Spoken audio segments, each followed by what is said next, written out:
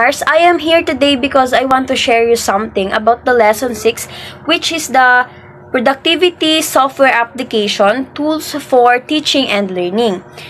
Below that, they have 12 topics, which is open-ended tools and their uses in teaching and learning, maximize the use of Microsoft Word and spreadsheet, effective use of PowerPoint and Freezy, adapt Photoshoot and Movie Maker, creating student samples using open-ended tools, broadcasting and using social networking sites in education, problem technology for teachers, gaming in technology or gaming in education, educational apps for mobile phones, making IMs using open-ended tools, and revisiting of PB Learning Plan or integration of student samples and teacher-made IMs. And the last but not the least is the selecting competencies requiring ICT integration.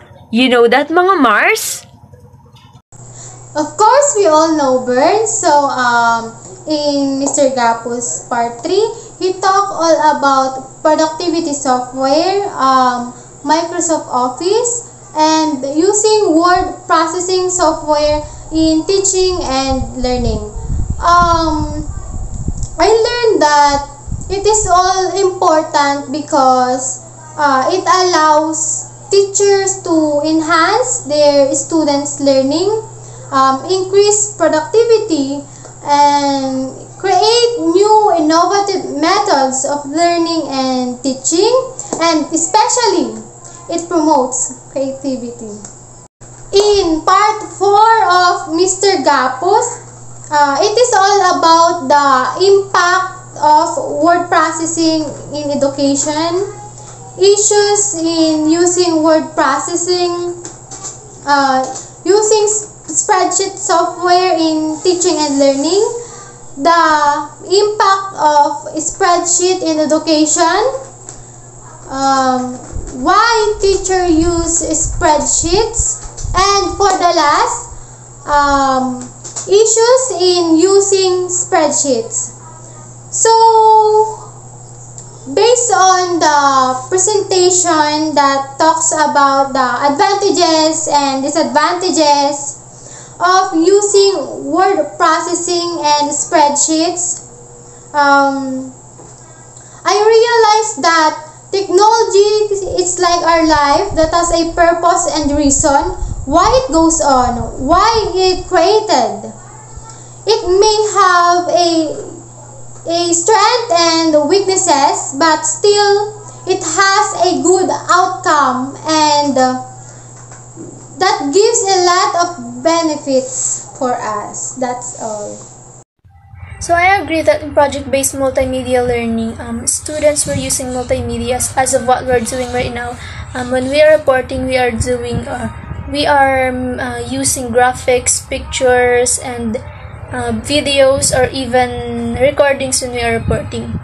So in this, students will develop their skills in designing and integrating media objects, as of simply adding graphics or animations in their PowerPoint presentations. So since we're already in computer age, we should use project-based multimedia learning not to literally change the old ways of teaching, but to innovate and integrate new ways or methods and adding value to the teaching. So in topic 4, teachers must employ various teaching methods to achieve a balanced instructional program to meet the needs and interests of diverse students.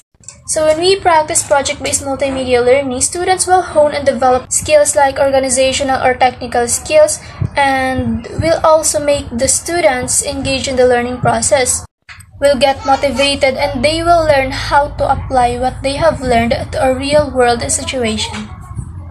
Lesson 6, topic 5, I'm just asking myself that how do open-ended tools can improve the teaching learning process.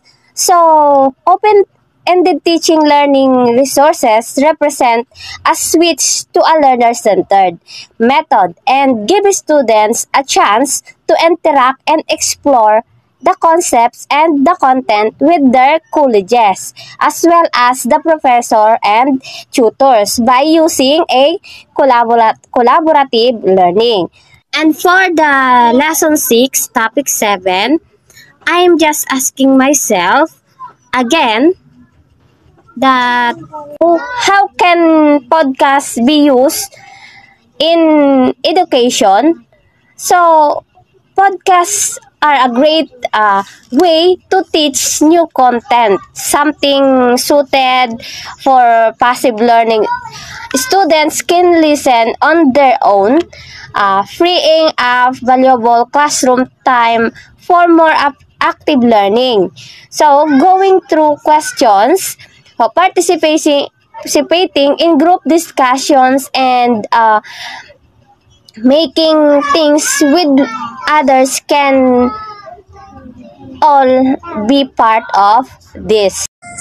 What caught my attention in Lesson 6, Topic 7 is that mobile technology is growing by leaps and bounds. Well, reading this text is not that impossible to happen. As you can see, technology makes us go round. Technology helps us in everything to make things easier and to be able to reach everyone's home when this pandemic exists. While on Topic 8, where games is in education, as the reporter says, games are a regular part of the student's life, no matter what their grade level is.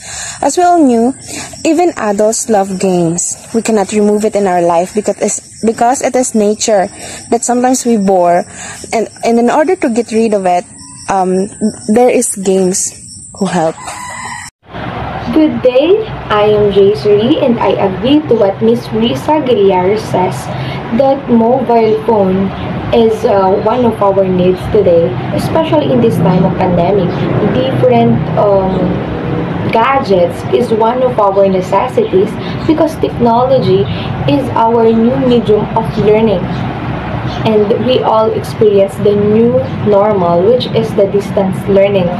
So, it will give us the opportunity to survive, especially when our teachers make our lesson innovative.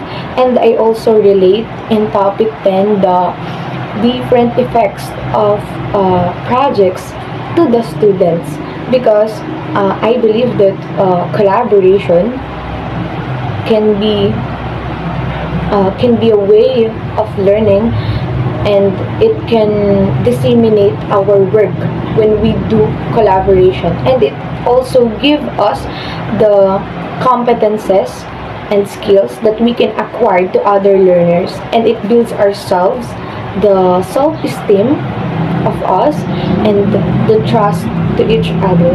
That's all. Thank you.